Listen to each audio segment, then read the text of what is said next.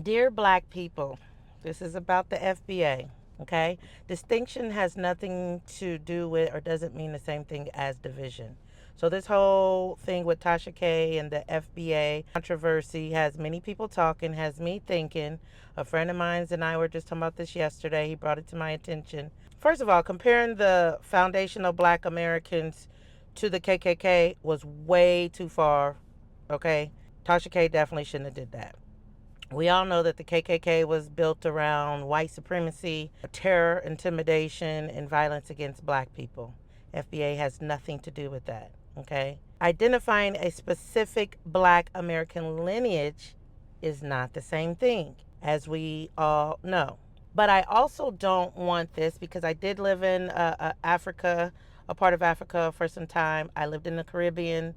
I've visited other African countries. I don't, want this FBA conversation turning into Africans versus Black Americans versus Jamaicans versus, Haitians or everybody else or anybody else in the Black diaspora.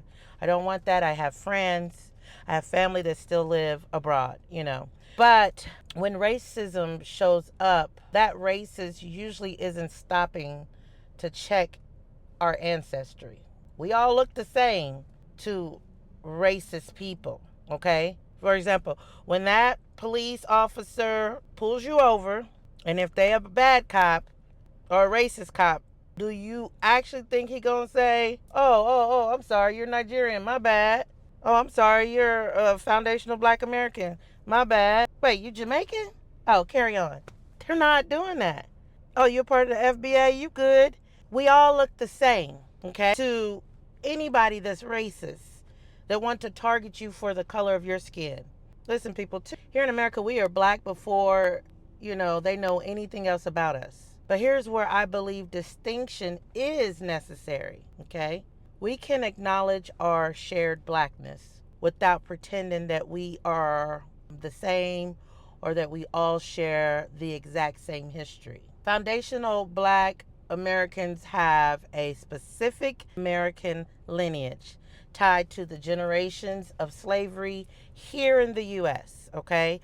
Tied to the Reconstruction of the U.S., the Jim Crow, the segregation, and the long fight for civil rights, okay? That history produced specific economic and political consequences that didn't magically just disappear. We still deal with it today. So when we are discussing reparations, inherited economic disadvantages, government policy, historical claims, and remedies, lineage do matter. That's not necessarily division. That's delineation. If reparations are intended to repair a particular historical injury that was committed by the U.S., yeah, we have to be able to identify the population directly connected to that injury, right? So, yes, Black Americans or foundational Black Americans can say we are connected, but our histories are not identical to other Black people in the diaspora.